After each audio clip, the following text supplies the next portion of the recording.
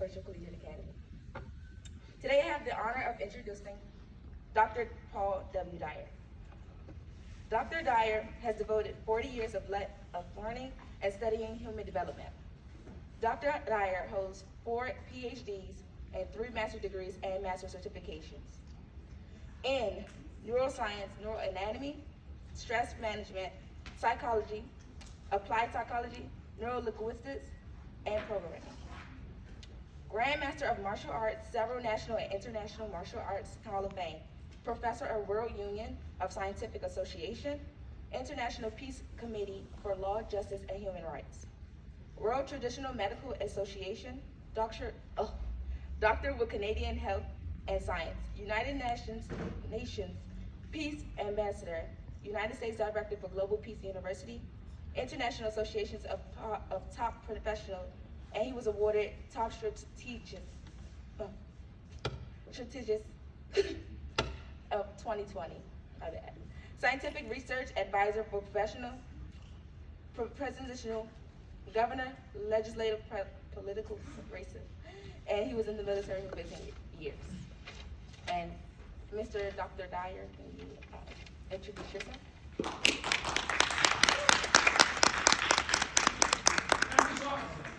Thank you.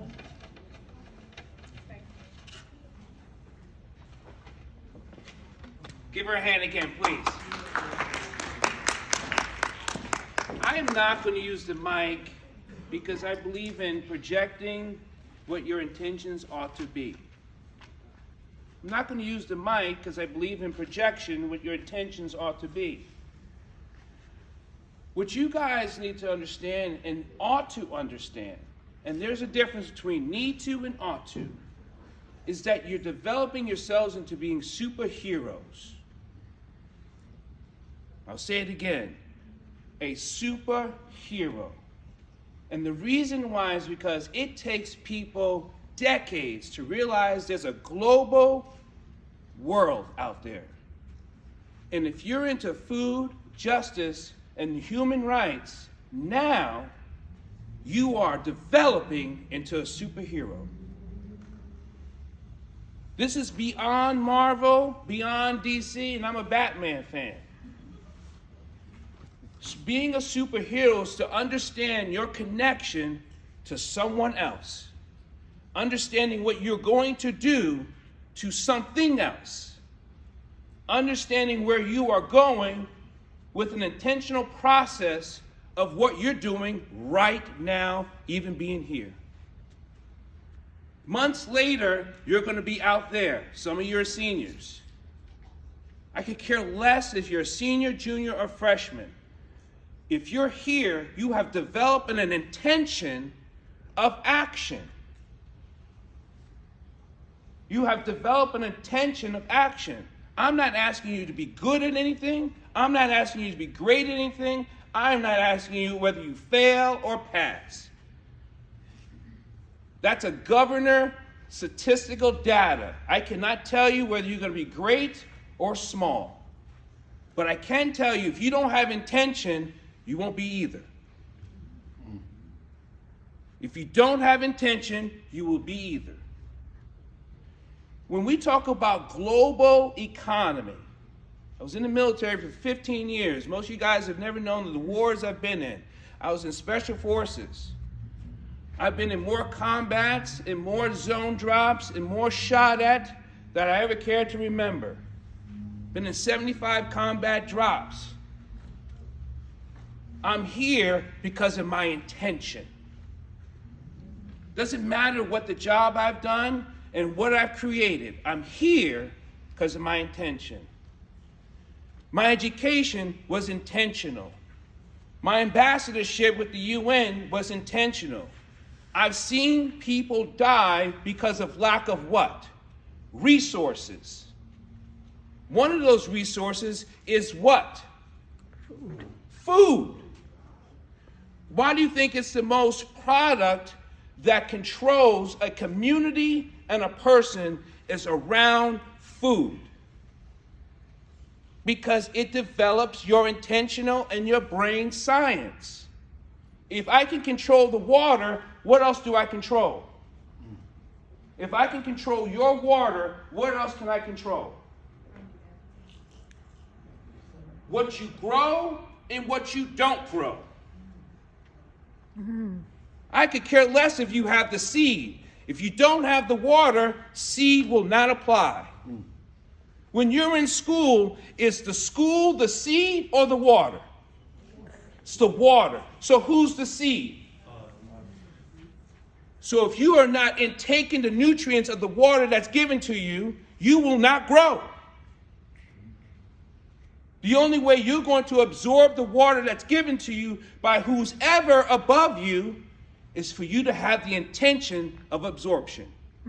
That's the difference between a human and a plant. We have consciousness development. We have brain development to create intention. And that's the absorption rate. That's what creates who you're growing to be. Not who you are, who you're growing to be. Go ahead. So many people have asked me, how did I get through this class? How do I get out of that combat zone? It's only one thing. Not because I was scared, not because I was trained, it's not because what I learned. It's my intention of going home and making a difference in wherever I was. Food, intention, product, services, global economy.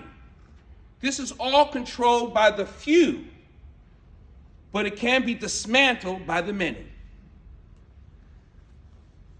You are the many.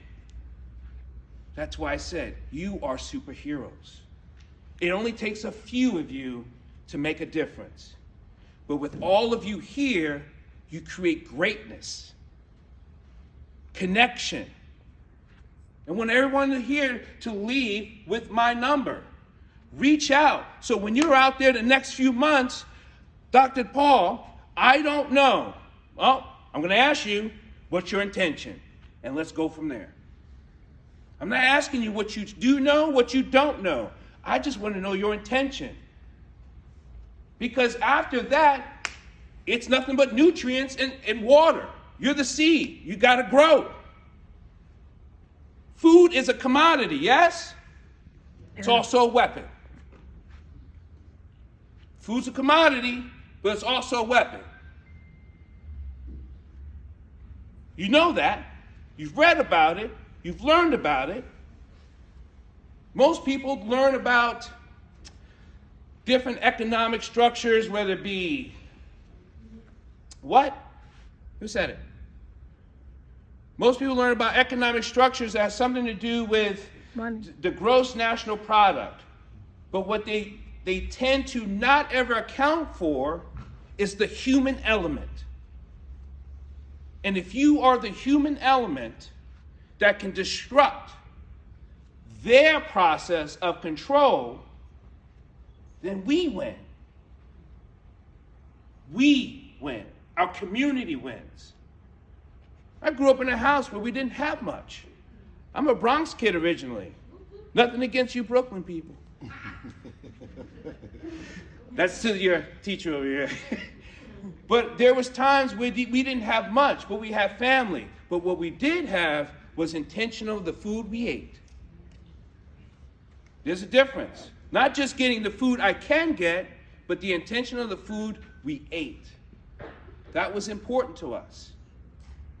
My mother survived cancer because of the types of food she ate and we ate. Food is important. Food is a lifeline. But up here, if you do not transmit neuroactive activity, it does not matter what food you eat. You would not absorb it to have your body grow. I'll say it again.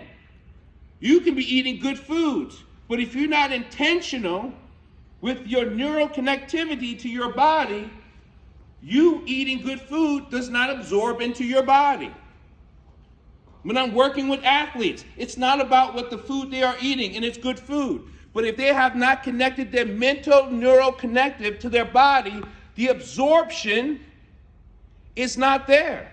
Their muscles will not grow. Their speed will not grow. The only intentional athlete I've ever had to work with in the world that's the most complete intentional athlete are Olympic athletes when I was at the Olympic Training Center. They have one goal in mind, and that's to win a gold. So when they're there, everything they eat is absorbed. Everything they do is a process and a progress because of their intention. Not because they're eating a different type of protein, different type of fruit. They're there because of their intention, which is a conscious state. There's a difference. It's an active, conscious state of awareness. This what increases and creates growth. We have some amazing people here who want to talk to you. We'll talk always, and I'm always here available for you because I believe in what I say. I believe in you superheroes.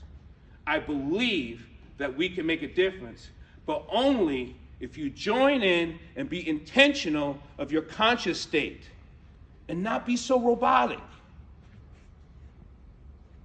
Not be so robotic. I usually have a Q&A. Do I have time for a Q&A?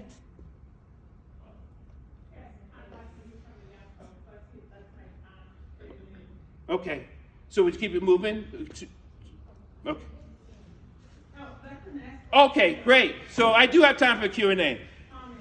I need you to think of questions. Whether I point to you or not, if you do not have the questions, you're not thinking. I'll say it again. If you do not have a question, you're not thinking. So who has a question? Go ahead, sir. Stand up, please, and state your name and what school you're from, because I don't know. My name is Paul W Dyer. I'm from Friendship Collegiate. I'm in 12th grade. My question is, how long did it take for you to study psychology? Well, forgive me, but one of my gifts is that I'm a speed reader. I read just about over 2,200 words a minute. So, for me to study psychology, I did it, of my undergrad, I did it in 3 years. I did a double major in 3 years. Yes, sir. Please stand up, where you're from, your name, and blah, blah, blah. My name is Ernest Boykin. I'm from Theodore Roosevelt. And my question is, were there ever a time in your life where you didn't have intention, and what did you do? Actually, there was never a time in my life I didn't have intention. And the reason why I knew that was because, one, my mother was an activist. So she was part of that type, and my father was a Black Panther.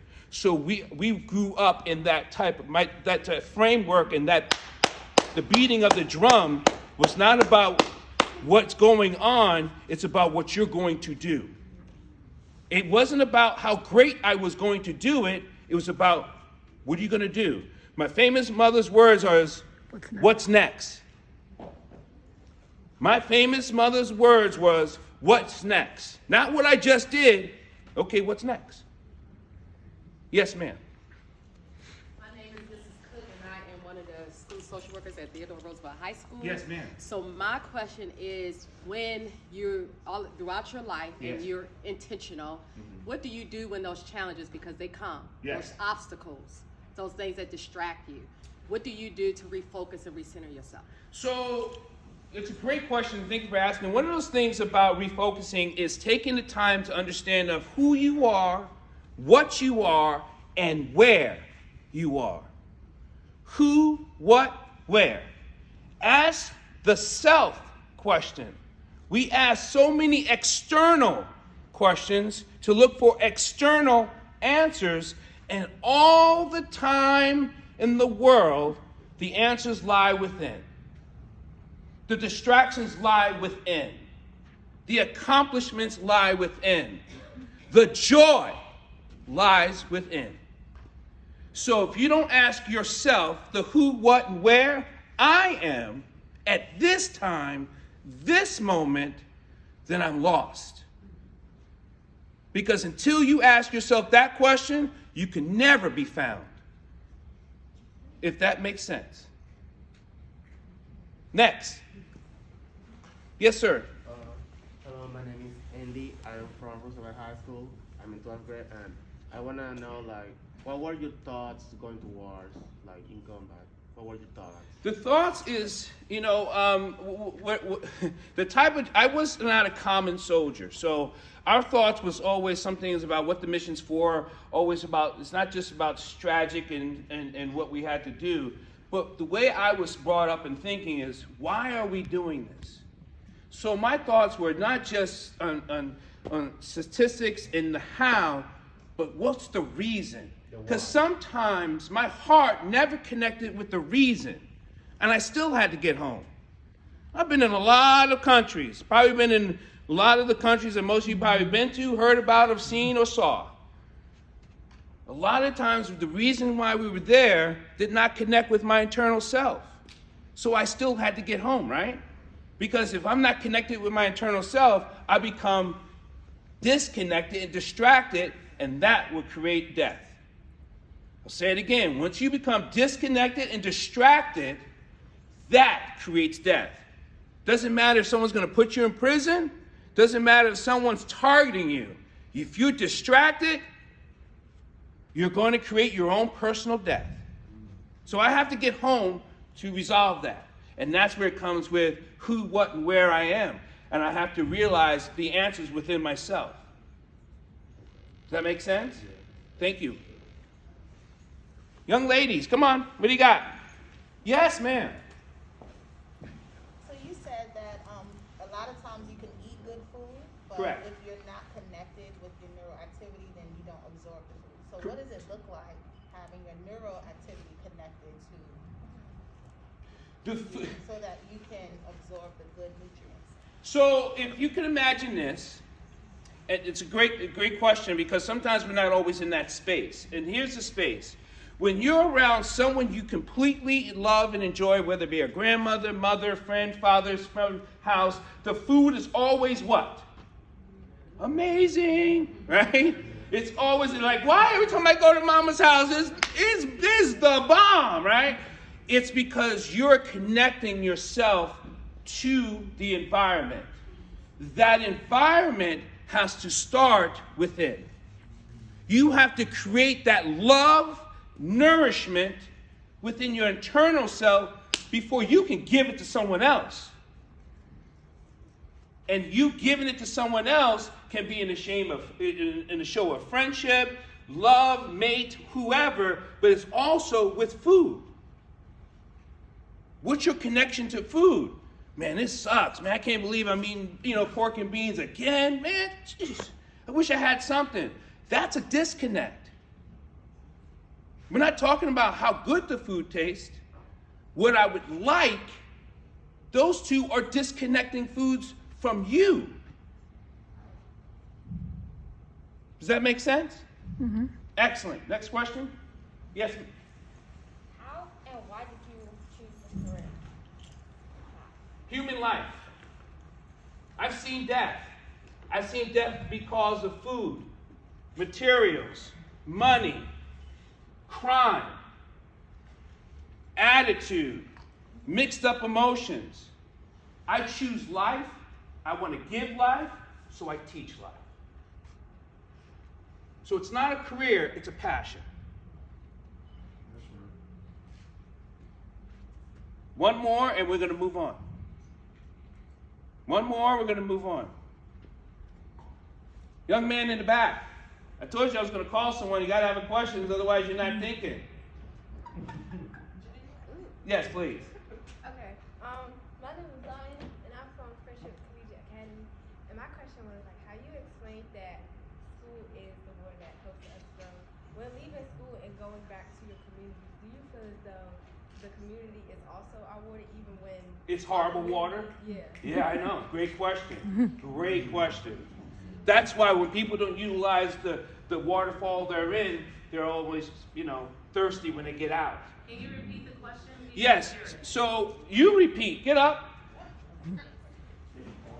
So my question was, like how he explained that school is our water to help us grow. When leaving school to your community, such as your homes and things like that, is that still considered like the water to help us grow even when you live in like terrible communities? When we live in a situation, circumstance, and environment. I've worked with people in prisons. I work with people in different situations that the environment, the situation was not always copacetic, was not always good. So I have to change your thought process, your truth to your environment. You have to change your thought process, your personal truth. Because you're in this classroom, does that make you part of the wall? Does it? No. But if I put you in your unhealthy waterfall, which is your environment, does that make you part of the environment, or do you adhere to the environment? Because if I adhere to my environment, I would have been gangbanging by the time I was 10. If I adhered to my environment, I knew it was there, it was around me, it's part of it, it walks past me, it says hello, but because I did not adhere to it, I didn't avoid it, I didn't adhere to it. So if I can't adhere to it, I cannot adhere to it. That's what adhesiveness is. I do not connect myself to something that's a negative process. Not because I don't want to be a part of it, it's still a negative process for my positive movement. So part of your environment is your environment. Things that parents does not know is part of your education. There are still things that you don't have to adhere to, but it doesn't mean you don't know. It's a great, great question. Thank you, everyone. Our next speaker is coming up, and I think it's Mr. Ford. Yes.